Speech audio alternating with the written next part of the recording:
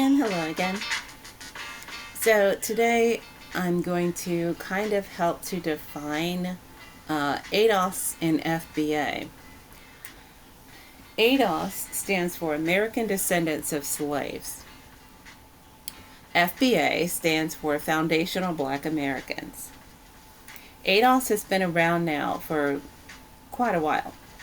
And it was started by Yvette Carnell and a man named Tone. I don't know his last name. Yvette is a political science major, or, well, she's out of school, but I'm guessing she works in the political science arena. And Tone is an attorney. The term was created in order to establish a defendant and plaintiff for litigation for reparations. It just so happens that in order for that to work, the people who fell into the category of being an American descendant of a slave would have to embrace the term enough for it to stick and then be presented to the lawmakers in order to make the case for reparations. This was put together, like I said, quite some time ago, many years ago. And since that time, the government has been aware of this litigation claim and has thrown everything at the wall to try to make sure that nobody else knew about it, nobody heard about it, and so forth.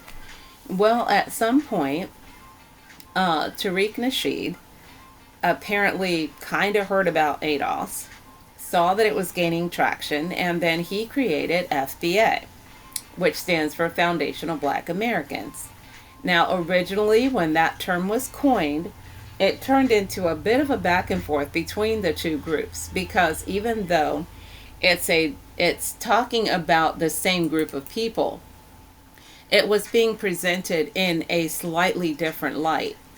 And originally, it created a little bit of infighting. Well, since that time, FBA has gained traction, and that's mainly because, Tariq Nasheed happens to be a very good at marketing. He knows how to make something pop. He can get people to do things or say things, or, he could put it on a t-shirt type of thing. Because, of his delivery and the way he presents things. So FBA has, since the time of its inception, it has gained a lot more traction than ADOS did. And even though there were some efforts to try to stop FBA as well, there wasn't as much of an attack on it, because at the time it was kind of seen as a fringe group of people who were just, being silly. They did not take it seriously when it first started. Now, how did it wind up being taken so seriously now?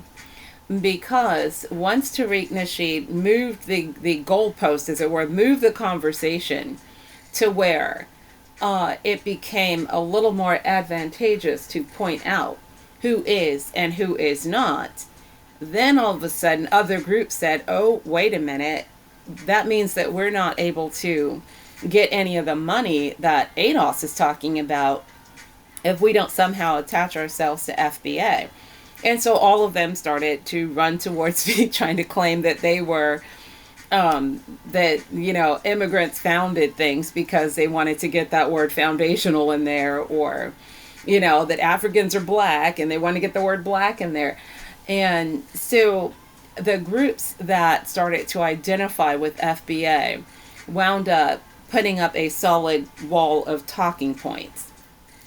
And since that time, it has now become a very prominently popular phrase that now every other person, even people who say, well, I don't identify with those people. Well, after they've encountered enough people who are from other countries, they eventually say, you know what? Yeah, I think I'm FBA too.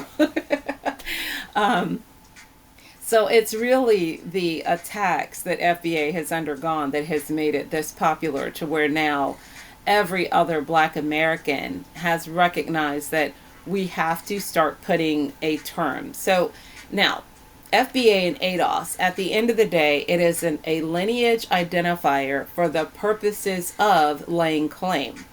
ADOS is trying to lay claim to our reparations. FBA is pretty much trying to lay claim to everything else: the land, ownership, the history, our culture, our music, everything that we've ever made. FBA is going after all that, whereas ADOS is still hyper focused on reparations, which is why I claim both, because I'm a lineage of both. And I understand that we've got to get word out there, so therefore FBA is fine. And we also need to get our money from the government, so ADOS works just as well. And I have no issue with any terminology as long as people understand what we're saying and where we're coming from, so we can get what we're owed. So ultimately, at the end of the day, that's what those two groups are. That's why they were made. And to make sure that you understand why the ADOS litigation portion is so important when it comes to claiming reparations, it's to set things up so that it fits in the legal parameters. Harm was done. The only way to remedy harm in America is through a price tag. Like, you have to pay for whatever harm. The only way to tie that harm to this group of people is to identify what harm was done, when it was done, and how much that harm costs, so they can go ahead and put a price tag.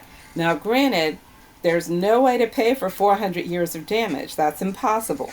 But they can pay a deposit and then add other things, whether that means no taxation, no property taxes, self-policing, everyone get land, whatever it is, in addition to the funds. That's what ADOS is helping to define.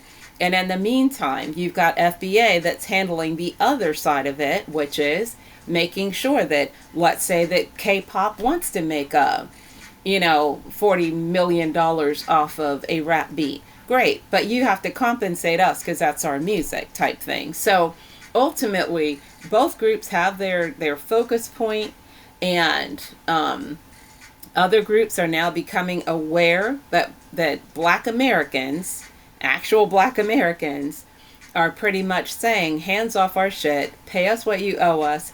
And until that happens, we're pretty much leaving everyone to their own devices. So most of us are saying, you know what, y'all can take several seats back. Until we get ours, we're not helping you with yours.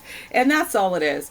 It's a lineage just like any other lineage. Nobody bitches about Japanese calling themselves Japanese. If your mama's Japanese and your daddy's Japanese, I don't care where you were born on the planet, that makes you Japanese.